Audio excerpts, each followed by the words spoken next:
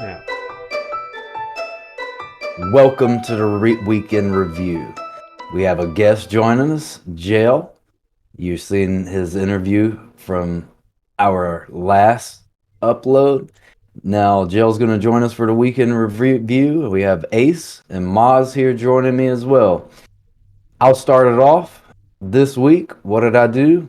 Admin. Guess. Yes, I did admin. So everything's a bit tumultuous this week because of the wipe, and I had players, and I discussed this last week, that lost a lot of money.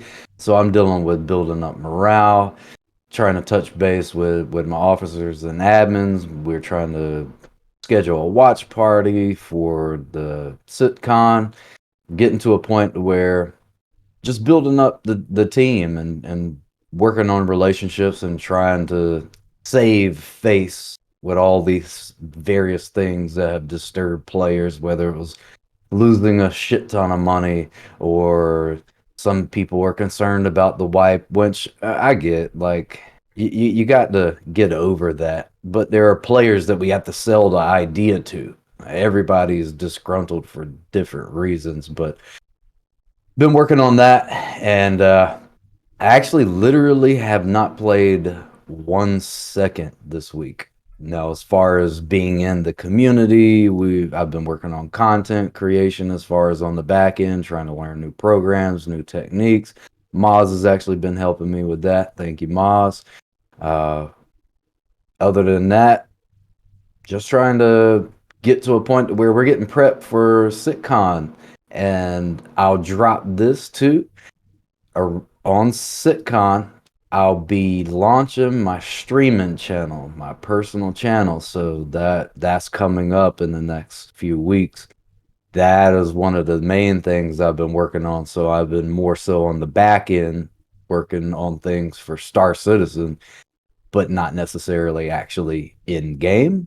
So I've been doing more of the technological side, prepping myself to be able to launch that for Star Citizen, because that's the reason why I got into this. That's the reason why I built a new computer, fell in love with the game. If you watch the podcast, you would actually think the total opposite, but I definitely love the game, but I'm a very critical person. So I do that because I want to see the game succeed. I want the game to progress and continue to gain momentum, bring new players in, and player retention is a huge thing for me. So for anyone that's in or controls the community within the Star Citizen community, part of our gameplay is being able to keep perpetuating that idea, that dream of Chris Roberts, because we've adopted it. We're playing the game. We love playing the game. Now, do I love all the bugs and the alpha state? Absolutely not. Do I want to see server mesh and physicalized inventory in game and actually functioning and working? Yes, I do. But each patch it is getting to where we're able to do more, and the depth of the game is getting better. So I got faith. I got faith that we're actually going to succeed all together, and being able to keep players has been a huge goal of mine, especially over the past couple of weeks. Ace, what have you been doing this week? I've been killing people. I admit it, I've been a bad boy, but it was just so fun, man. That one session I had, I've been flying around with Kruger. Shoutouts to Kruger. And I lost count of how many people we actually shot in the end, but yeah, that was great fun. It's always murdering. Yeah, but it's shortly before the wipe. You don't really hurt anybody right now, so Stanton's most wanted. Actually, I have to say this was one of the best PvP sessions I've ever had. There was no bitterness about it. Everybody was like, "Ah, yeah, good fight, guys. Okay, see you in 20 minutes when you're out of prison again," and stuff like that. It was really fun. Instead of the usual salty, "Oh, you're a griefer because you shot me without warning." No, that's because people know they're about to lose all their shit, so they don't give a shit. Yeah, but it's part of the verse, and you should get used to it. And it's gonna get worse now with the updates. Yeah. Losing And stuff will hurt a being lot. able to loot bodies, a lot more people are going to die. So, like I said, what we've been doing this podcast for over 3 months now. In the beginning, I said it's coming, guys. You Care Bears that only want a PvE and you don't want to be touched and fondled and molested is about to come, dude. You are definitely about to have an unfortunate circumstance if that's all you want to do. And well, now they're introducing the first phase of physicalized inventory. We're about to be able to loot bodies. So you are definitely about to experience something that you don't want to experience. And when server meshing comes in, hear me out.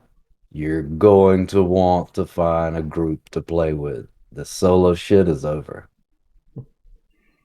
I don't plan on buying any armor anymore. Like I'll buy one set and put it in my locker in the hab, and everything else will be stolen.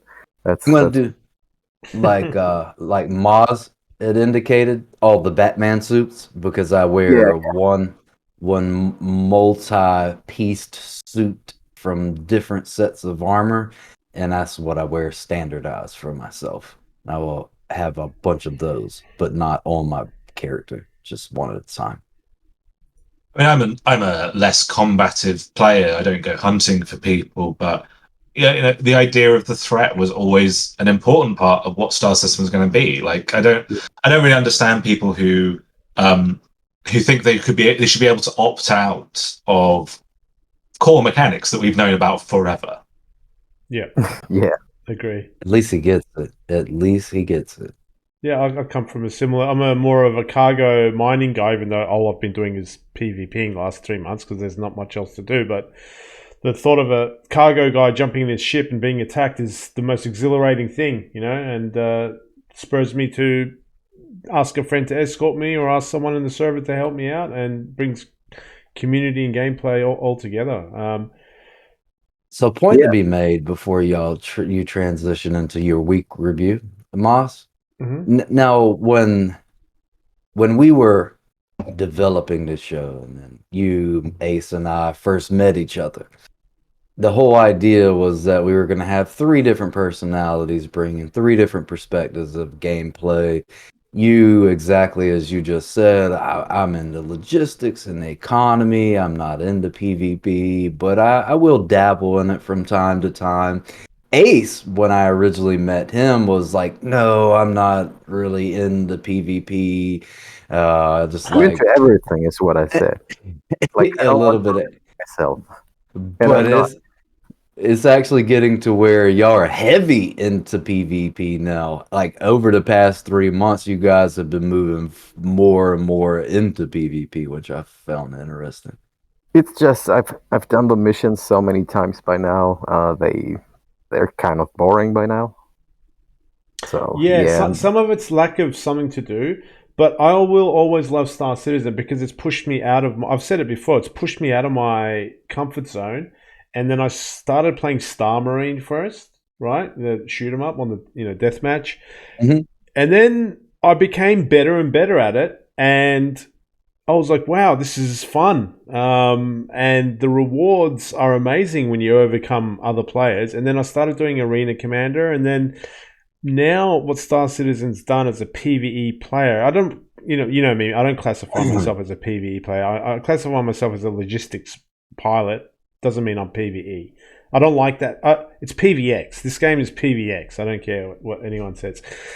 yeah. But yeah, man, I've been like, now I just get in, like you say, Delta, and I'm like, let's go get the bounties and dogfighting other players. So, I mean, going into my week quickly, my week started with Ace and Kruger in the Hurricane, and I think we destroyed like 2 Andromedas and a Saber before we finally died, Ace, and then we got thrown into jail. Yep.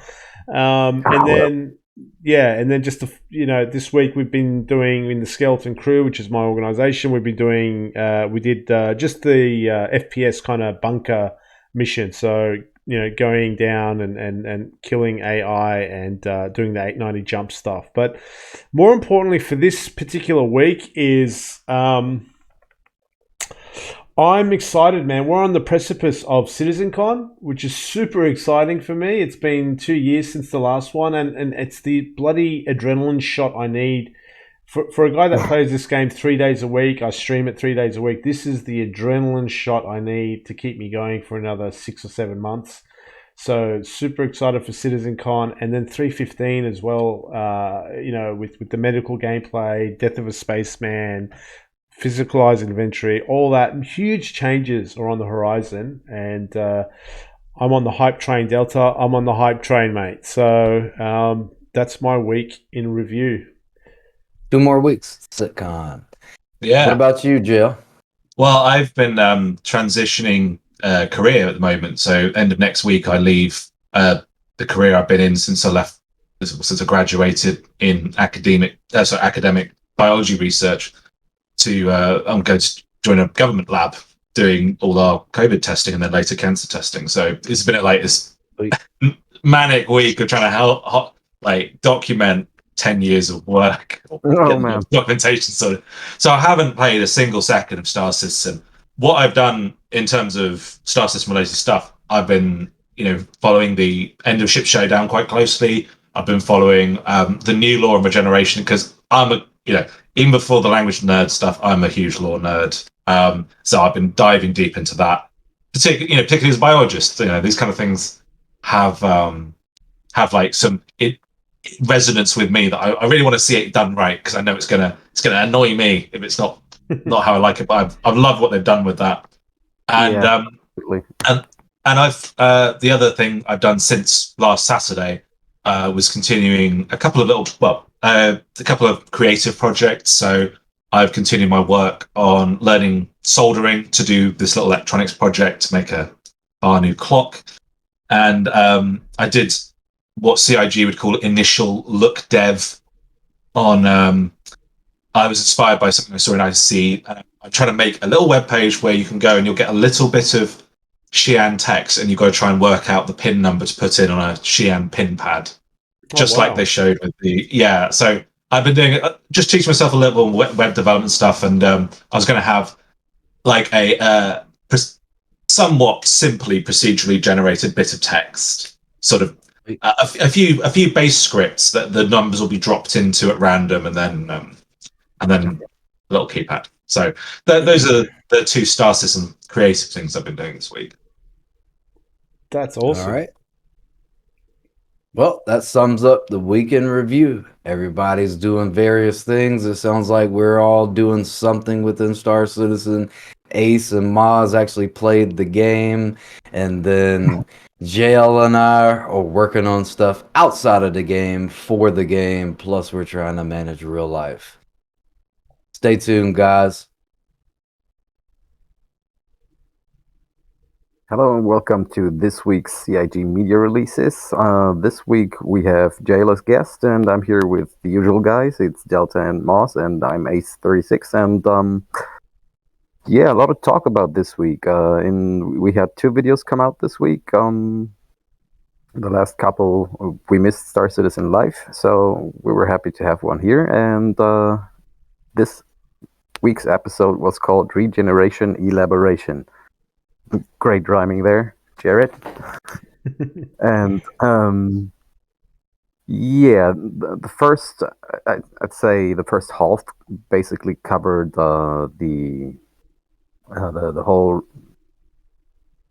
Death of a Spaceman 2 edition with the Ibrahim Sphere and all the community questions that arose from the lore post that was released on Tuesday, I believe.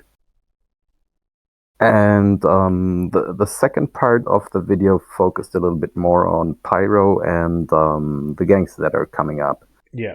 And I think they had a little slip and named the gang that they were not supposed to name yet. Like It was live, can't take it out. Yep, too late, guys. And The Headhunters? They mentioned a gang named the Headhunters. Okay. And, Oh man, the couple more, creativity level.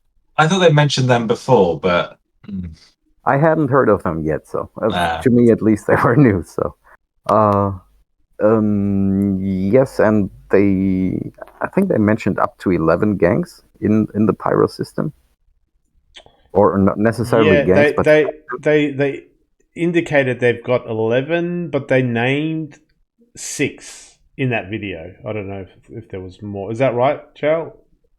I honestly, I saw the video late last night, having come back from party, and I can't remember the end of it.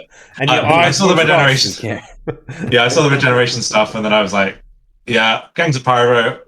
Look forward to seeing those." But I wasn't. I didn't get all the details on that one. Yeah.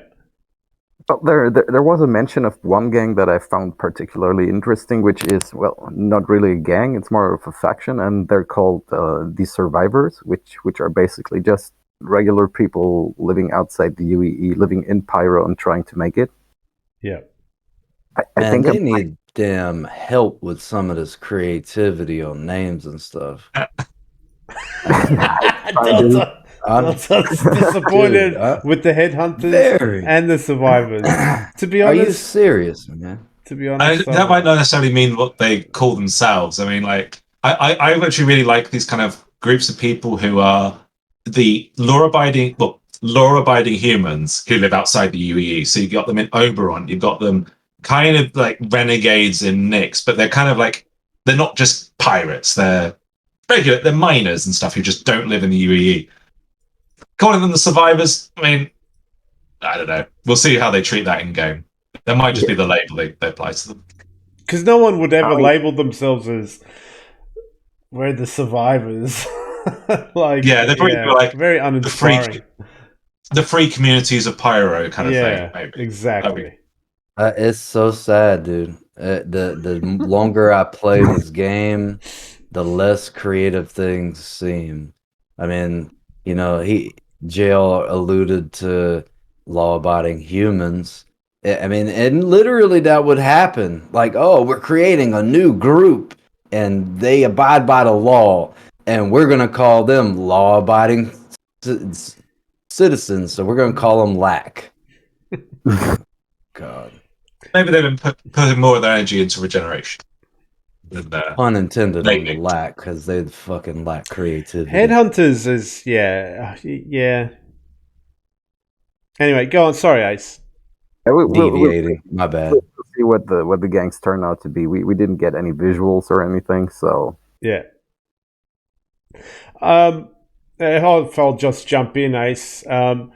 Like, so the first half of the video was about kind of building lore around the death of a spaceman and the medical gameplay that they're introducing, right? So their lore team is busy trying to flesh out, and make this concept of respawning in a video game sort of explainable with technologies and whatever cultures or whatever, right? And my first point is God bless CIG for trying to handle a very fucking difficult kind of unimmersive thing, which is in all video games, which is respawning.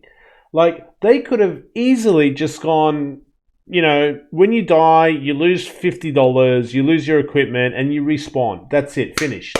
We don't need to put any more energy into it. Every other video game in the world, you don't see any MMOs trying to explain death and life and, not to this level of detail. So I really take my hats off to them, and the lore team's got a difficult situation to try and explain through how respawning in a video game works in an immersive way. And I could see them, God bless them, they were kind of, the community was asking them questions and stuff, and you could see them like really thinking hard, and it's a very smart community as well, Star Citizen, asking really tough questions. So, God bless them for not even taking a step back in, explaining away respawning. I mean, hell, dude. I mean, we've been trying for 5,000 years in IRL explaining respawning, and it's a difficult task.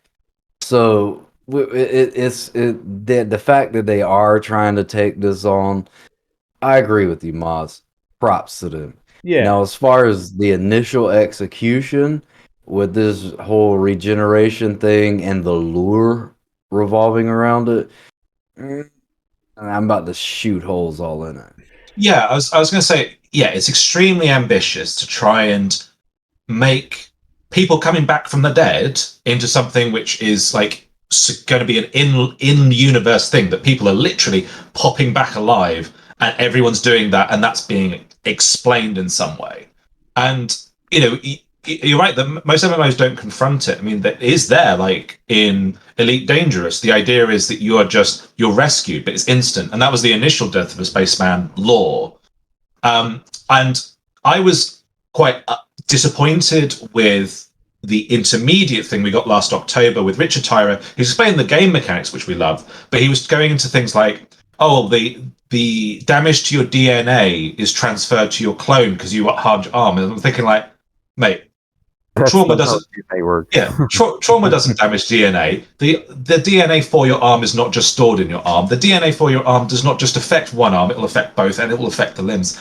And like, how would you even communicate that back to a clone that you've already backed up? And I was disappointed at that stage. And the thing I think is important to recognise, right? It appears that the writers were asked to package this in November, December, after these gameplay decisions have been made, and after the decision that Chris Roberts had made that it was now going to be, you are a new body. You're the old consciousness in a new body. And that's the task they were given. And the writers have done a really good job with those requirements. And all the problems I still have are kind of with the requirements rather than the job they've done wrapping them up. Yeah. I think that they've done a fantastic job with what they were asked to do. Yeah, I was just gonna say that it's got to be scientifically believable to a certain level to be acceptable in a science fiction environment. I mean, in some fantasy setting, you just say, yeah, magic, and it's cool, but it's got to at least somehow work. Yeah, in Star Citizen. It's got to make sense, like 40%, and we'll go the rest of the 60% almost. Yeah, so I mean, you can always add the space magic later, but it's got to have like at least tangible concept of possibility.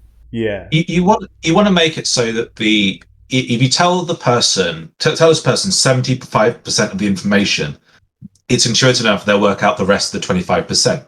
Because those decisions are all connected and logical together. It is space magic, and there was always going to be some source of weirdness. And if they've made the weirdness space magic, okay.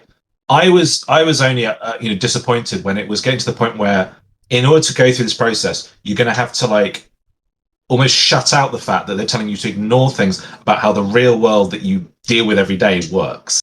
There's an existing thing of, they say, the reason why Horizon floats is because gravity is just low in that spot. And you think, but you're showing things still falling, so it doesn't really gel. You're asking me to forget how gravity works for a second to appreciate that. You could have just not said that, and I would just be making up my own explanations. But if you're forcing me if you're confronting me with, if you want to go, you have to go along with this, and this is forgetting grade school, you got to unlearn your grade school science to go along with it.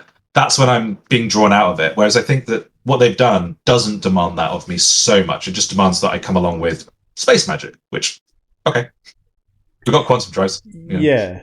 Some bits of it bother me. The more and more I think about it, some bits of it don't. It's not actually the space magic. It's the impact the space magic would have on, for example, big armies, and how military, that stuff's starting to bother me the more and more I think about it. But anyway, let's break down some key concepts for the viewers, right? So this is just my own personal note. So we've got the concept of regeneration, right? So that is when your bioprint of you and your memories and your thoughts are essentially printed onto a new physical body. So that is the act of respawning is being regenerated I say new body in hand quotes, but your memories, your degradations, your injuries and stuff, or your very, very extreme injuries, are kind of carried over into this new shell, if you like. So that's being regenerated. We had the concept of the imprint, which is actually the information of you and your memories and your injuries and stuff, not just DNA, but the trauma, the injuries, your age, all that stuff is stored. That's kind of your imprint. Then there was a concept of these imprints having, this is where I kind of, having being echoed. So you go to a medical scanner, and these scanners are called Ibrahim spheres, right? That's the technology in, and please guys jump in if I'm getting this wrong, because I'm a bit new to this, right? So this is just my own notes. These Ibrahim spheres, invented by Dr. Ibrahim a few years ago in the law, like 4 years ago. So this guy invented it, and based off alien technology which we got off Vandal, and from my reading, the technology is beyond Vandal's capabilities, so they seem to be alluding that the Vandal have found this technology themselves, maybe, who knows. And so you got this Ibrahim sphere technology in your medical facilities, right? And you go and you get scanned, and that's your imprint which gets stored somewhere, right? It's kind of, think of it as almost like a save point, almost. And then you go and you live your life. And as you're living your life and something traumatic happens to your body, that creates an echo, which then does the space magic into the quantum fungulation, or what was the thing? Quantum entanglement sort of echoes out into the universe. And this imprint that you've stored gets impacted by these echoes and gets altered by these echoes that hit it continuously. Oop, I've lost a leg. Oop, I got divorced. Oop, I lost my D20.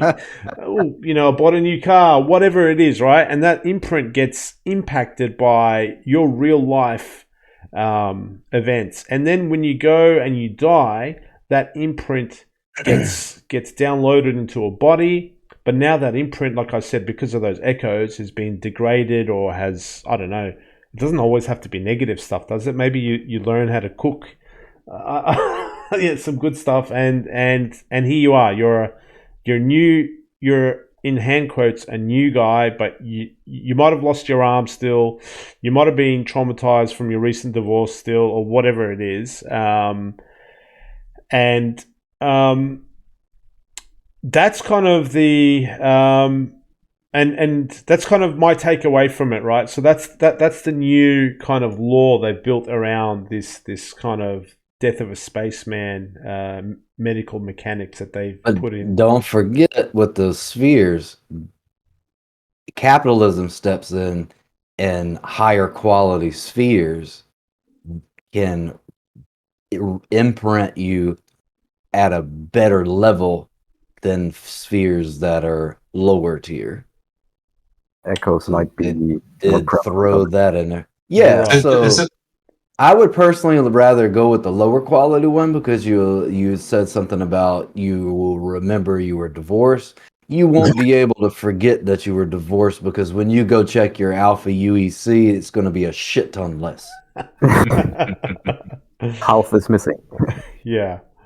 So there's a couple of points, though, about the description you gave. So the quantum entanglement has been bandied around a lot, because they said it, I think, to help us understand what they were thinking about in terms of an instantaneous spooky action at a distance kind of thing. What they actually say is, where that comes from is saying scientists don't understand it, but they think it's an effect similar to quantum entanglement, where the connection remains through interspace. And interspace is the star system, hyperspace. It is the way that jump points connect systems in a faster than light manner.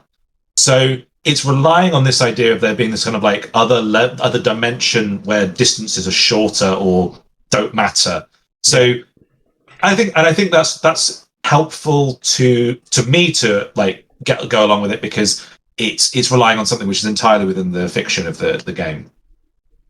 I actually like it, man. I like it. The more I think about it, like I would, for me, the concept of just downloading what the hell I am and storing it and then respawning that same download takes away the mystique of life. But having this thing where I get downloaded and yet my actions throughout my life echo back onto this source is, it still maintains that mystique of what am I, what is this life source, and things like that. You know what I mean? We're not just a gigabyte of data. Yeah. So I actually appreciate that. Another thing I really appreciate, which I think they went into on the Star Citizen Live, and it wasn't represented so well in the document, was this idea of if I lose a limb, then it echoes, and the new body won't have a limb either. That's not actually necessarily explained as the whole loss being transferred, which is, this is where it gets kind of interesting. You could come back with a functional limb. It's actually being explained, at least in the Star Citizen Live, as the trauma of that loss has fed back into your brain to the extent that your brain it's almost like messed up the circuitry that's going to deal with the arm. And so you're actually coming out with a new arm, but it's useless, or it might even be hazardous if it's, let's say, it's spasming to the extent that it's creating blood clots and it needs to be amputated, which is called compartmentation syndrome. And so you can actually have them communicating subtle changes back that have these big impacts on the new body. And as a biologist, that really appeals to me, the way that they're kind of going into how, there isn't a little crystal inside you that's marked like Jale that is pulling levers. What you are in the real world is distributed throughout your body, particularly in your CNS, and that's a really fun area to base the lore on, in my opinion. Well, as far as the depth of conversation on this idea, we're gonna run that as our lure. So what we'll do here is we'll just touch base on the general ideas and get into more specificity in the lure line by line as we go through the lure maker's guide, because that's essentially what this whole entire video was about. We can go into it in depth in the lure section. Yeah, that was pretty much it for Star Citizen Live this week. And we had another release of ISC. It was called Purport and summer 2021. And Report. Yeah, Jared, we see what you did there. He said, I have to figure out something to rhyme with report. Purport. Like, dude, you can stop this shit now. This Sesame Street shit. I think it's just Jared making them up. It was extremely information dense ISC. I really appreciated it. It was definitely. It was a lot of stuff to cover. Yeah. I think it started off with some boxes and what's it called? Keypads you could use on boxes, which they will be introducing into the verse as part of either missions or items you could find whenever you're exploring, but you'll have to have been somewhere else to have gotten the codes and stuff to be able to enter them and get the little nice surprises. Then they showed off some mining gadgets that, interestingly, you program them and attach them directly to the rock. I wasn't aware that they would work like this. I thought they were like additions you equipped on your ship, but apparently not. You float out there and put them on the big chunky rocks, and that will precision dynamite in space. Now, I'm not even sure if it's explosives or if it's just some sort of energy wave that gets sent into the stone that makes it easier for your mining hats to harvest it.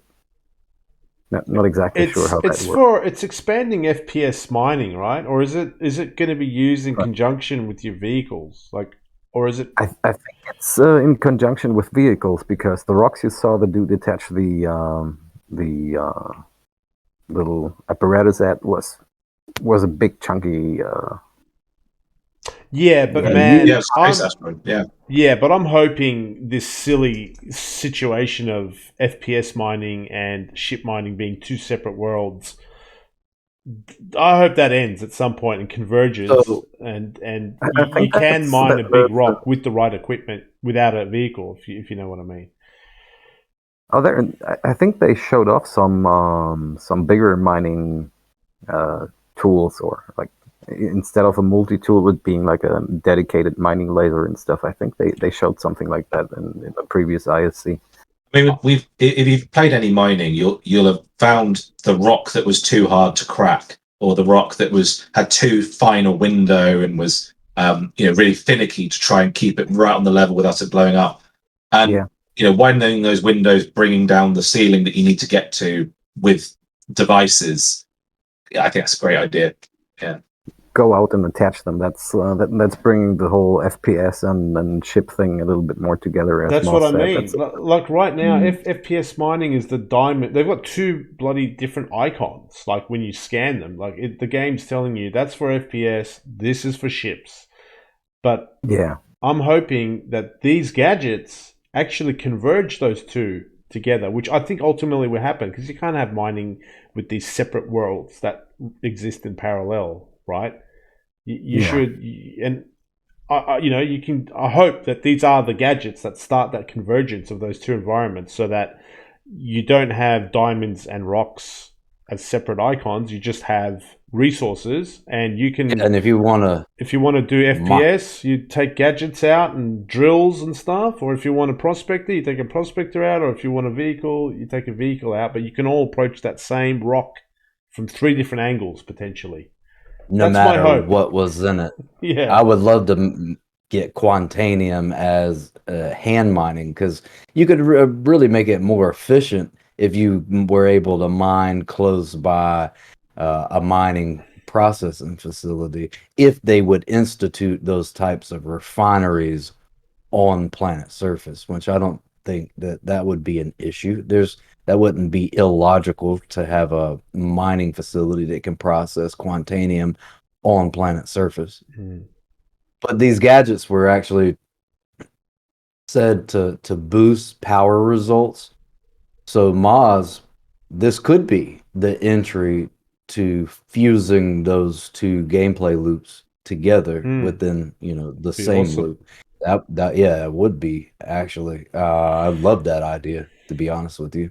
And then the laser trip mines, man, we can't forget about those. I am so happy that they've introduced those because as far as FPS ground gun gameplay, we're gonna be able to have some fun with this. I could imagine the possibilities because they're also working on the physics of it as well.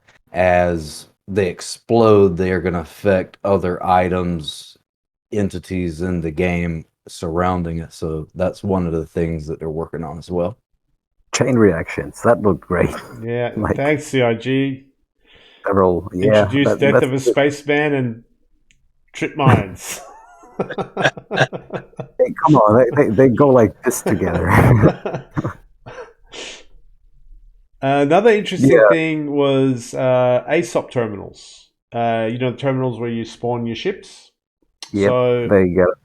they use Flash, which when I speak to programmers, they can't believe that they use Flash, and I can see Jale there nodding his head. Oh, yeah, waving his head there, and which is amazing because I think Apple said we don't use Flash like 10 years ago or something, didn't they? That we don't like Flash. It's been officially discontinued, so Exactly. Wow. Okay. So that's being moved to building blocks, and I think Jale, would you estimate? All the spawn bugs we get from that terminal, double spawning and all that. Hopefully, I don't know. I'm not a developer. That might help those bugs go away. If I was debugging that problem, I wouldn't actually be looking at that part because I think that those bugs are probably more likely upstream, and it's more a question of, is the information being displayed correctly? If the information is wrong to begin with, then you're already fucked. But I can't see how you'd code it in a way which would create those duplications without being, on in a low oxygen environment or something. That seemed to be done right, and I think it's going to deal more with if you have an issue where the ship is appearing but the text isn't appearing, or it's being truncated, or it's in the wrong place. Or I think it's really just for the designers' freedom to do what they want more than anything. So yeah. Yep. And then we got to see the gun with the ship attached to it, the landing gear and the component base. So that's the Inferno, interesting. the Crusader ships. Fighter. Yeah. The Ares. So I'm looking forward to that thing. I hope it's not going to be anticlimactic because I'm pretty excited about it as well. but they could easily fuck that up depending on its maneuverability. But if it's a zippy ship with a big ass gun, that's gonna be fun, dude. Nah, I go with it with a whole different perspective. I choose ships by design and by looks, and however bad they perform, I will just learn to live with it just because I like the looks. I'm stupid like that, but okay. Don't- Otherwise, we got another look at the process on the Vulture, which seems to be evolving and getting there, and we got another look at the interior of the Redeemer, which had like those four cylindrical things on the inside of the Redeemer. They showed a few times, and they were kind of pumping in a breathing sort of fashion, and that was weird, man. yeah, Even they was weird. themselves that was were really weird.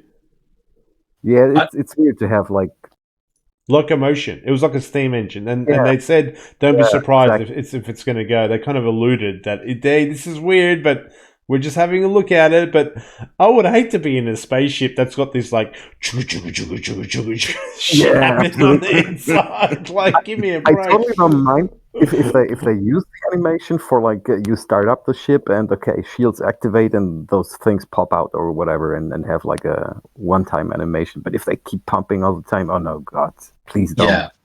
don't ruin the 'Cause- ship. It's so pretty. Like what? Yeah, it made it wants to look like it's connected to something that you can understand, and you think, why is this ship got pumps and none of the others do?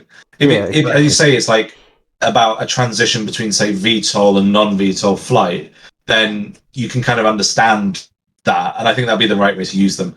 Yeah. They ought to do something, right? Though, like 'cause they were always these big articulated things in there, and you think, well, why has this ship got them and no one else has? What is this doing? Yeah. Well, as long as it's not pumping all the time during flight, I'm probably okay with whatever they choose to do. If your ship's flooding in space, you've got worse problems than Yeah. Another interesting thing was the Theta Geo, which I thought was really cool. And that's just a technology that if you wear the armor of a certain set, you get this extra kind of components and textures that make the set look even more kick-ass. And I think it's great because it there's a carrot at the end of the stick for you to want to wear a set as opposed to a hodgepodge of whatever.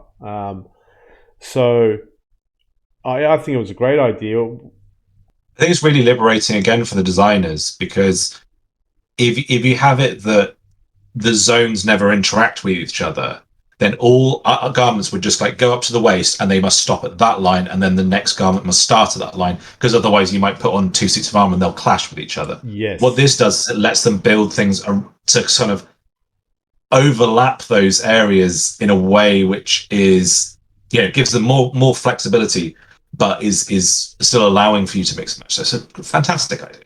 Yeah. Absolutely. I can't wait for all the new designs. Well, we also got to see the Redeemer touched on, Vulture, and the whole A for those of you that like freelancer shit. The whole series is going to be huge. Like, so many people, like for logistics, I mean, wow. Yeah, and the versatility as well. I mean, they showed also the ability to be able to load, unload cargo, have cargo, how all that works. Yeah. So it'll definitely change up the cargo running game. Now, if they could just fix the gameplay. I think that wraps up our media Yeah, releases. definitely a very, probably one of the most dense Inside Star Citizens that we've had in a while.